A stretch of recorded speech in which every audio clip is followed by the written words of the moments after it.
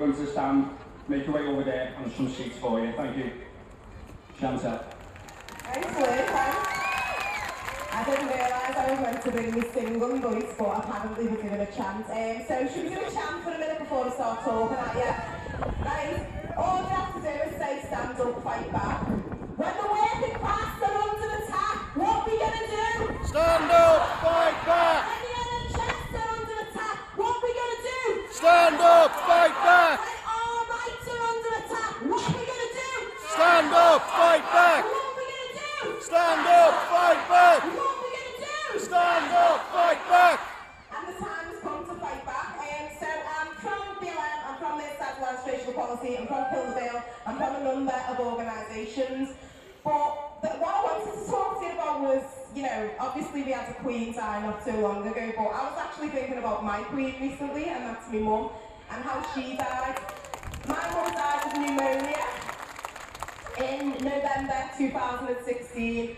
She died in a ward that was overcrowded, and even after she died, they didn't have a room to put her in, so we had to come and stand by her body in a room with 6 other patients, and all we had for a bit of dignity was a curtain around the bed. That's not a new. That is not a new. But I just wanted to say, you know, when a 96-year-old dies in complete comfort and privilege, and with everything she ever needed that we'd all pay for, that's not what I'm thinking about right now.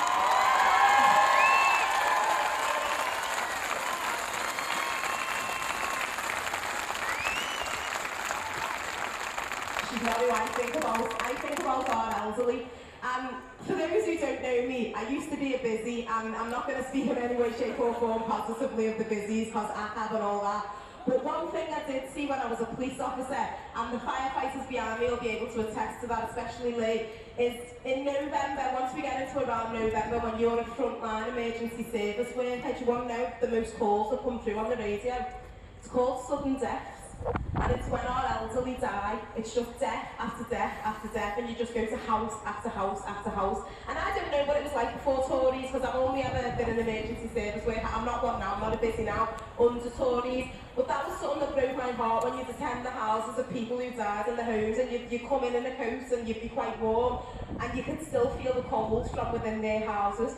So when we talk about the assault on the working class, that's what I always think about. How our elderly die, how our working class elderly die. And it was never in the affluent areas of this borough. It was always in the working class areas that we were attending those sudden deaths, and it was always our elderly, and that always broke me heart. But I also was a children's centre worker for around 12 years, most of them under Tory austerity. And something else that broke me heart, which has been touched on, was when we used to watch the kids come in after our budget was being slashed and after funding in the communities was being slashed, and they'd come in and you just noticed them getting thinner and thinner, and you'd see the kids who were like, you know, going through the bags and taking food just so that they could eat because they were hungry, and as workers you'd do everything you could to make sure that they got food, and they got more food because you knew that when they were going home they wouldn't get any food, and it was really important to feed them.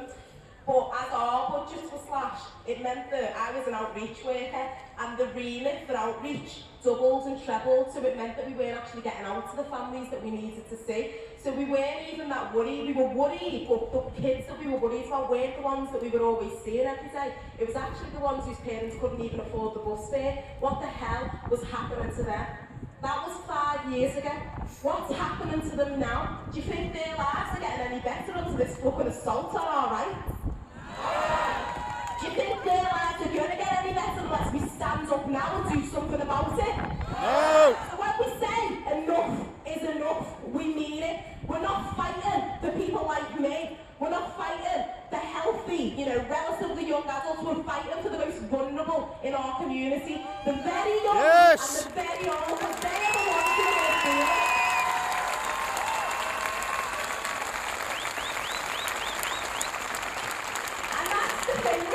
The Tories want to tell me to put a jumper on, they can fuck off. I'll put my heater on and they can go and whistle for the money. But I'm in a privileged position. If I don't pay my bill, yes, they can come, they can do whatever the fuck they like, but I'm not on a meter. I know that my mum's generation would never dream of not paying a bill. They can't do it. They will sit and they will freeze because they will not go into debt. And that's the issue. It is a position of privilege to be able to say, I'm not paying my bill this month. It is a position of privilege, and we need to be thinking about those who do not have that privilege. And we also need to...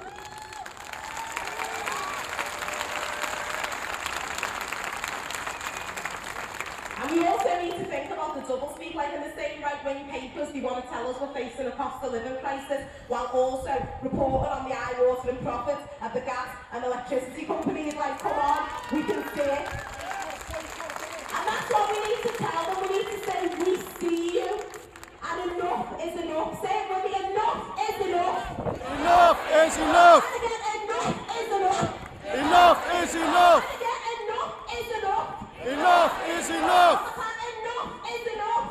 Enough is enough. I'm going to wrap up because I can see Lee coming in on me, but I want to just talk about the class war. The class war is an absolute joke. When they say that they're facing a class war because the unions have finally said we are not putting up with this assault on our wages, we are not facing a cost of living crisis. Most of us aren't even bloody surviving, never mind living. What they're doing is putting every bloody bill through the roof and stagnating our wages and still telling us we can get by. And it's a deliberate move to plunge us into poverty. They don't want us to be homeowners. They don't want us to have a thing that is in our name. They want us to be in eye-watering debt for the rest of our lives. They want us to live in debt. They want us to die in debt so that they can buy a bloody yacht.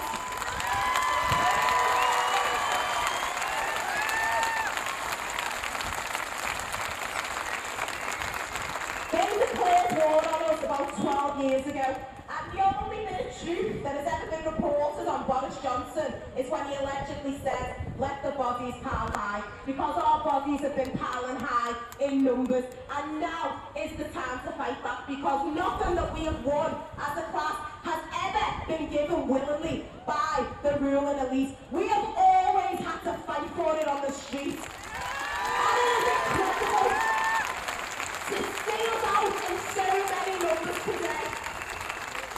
But we have to keep it up. We have to be out in communities. We have to not only be fighting, but resisting the narrative that tells us that it's not okay to be struggling this time of year. Because I will freely say I have no idea how I'm going to pay my gas bill. I've got no idea how I'm going to pay the levy. I don't know what's going to happen when it comes to Christmas and buying the kids toys, because my wages have not gone up. And as a community, we need to make sure that that is normalised. It's okay to be struggling. We're not going to be looking at the mums who can't pay and say, oh, look at those trainers. We need to normalise not being okay. We need to wrap our arms around our community and find ways to get ourselves through this, while at the same time holding those fuckers to account and keeping our boots on their bloody throats and saying things have to end now.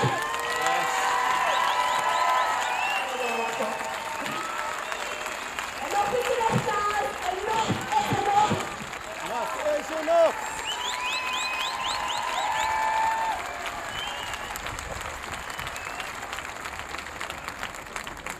You wouldn't realise I called her or texted her at 7:30 this morning and she wasn't speaking till then, would you? Right, teachers and other are fantastic occupations that are also looking to take action to fight for better paying conditions. From the National Education Union, please welcome John Weirty. Yes! I've only got a couple of things I just want to say today. I'll keep it quite short really, but I want to talk about the role that everyone's got, that we've all got, that we all feel, and the opportunities we've got right now. I'm going to speak as a rank and file teacher today, just as a rep in a school, and the day-to-day things that we do as reps, and I'm sure many of you out there, but also the opportunities we've got to start turning things around after the demoralisation we felt for such a long time. In our union, we're in the middle of an indicative ballot, which will give us the chance to ballot over a ridiculously low pay increase.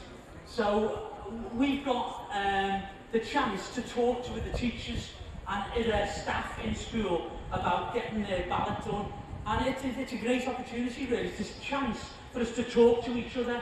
And I think that's a massive first step in building what we want to build, because we've got to build a new union organisation across everywhere that's going to take these on, because they're serious. When Chantelle talked about class war, yes, there is a class war. They're waging it on us every day. The class war is happening right now. They know what they're doing. They're not unaware of the pain and the misery that they cause us. We can't wait for years for for a possible government that might come in and might change something a little bit. It's now. It has to happen now, and we have the power to stop it now.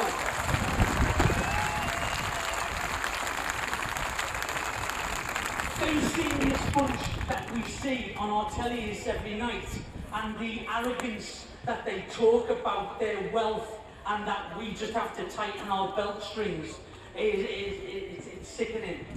But if I was a greedy, inhuman, rich Tory right now, I'd be planning, I'd be thinking, what do we do?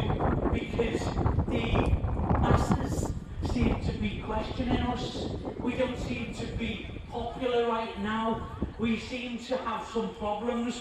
So they're going to need to think about how to rule, how to divide us. It's the way they've always done it. But Ian said it right at the start. These divisions are seriously on the way. They are thinking how to defeat their enemy. And we're the enemy. Let's make that clear.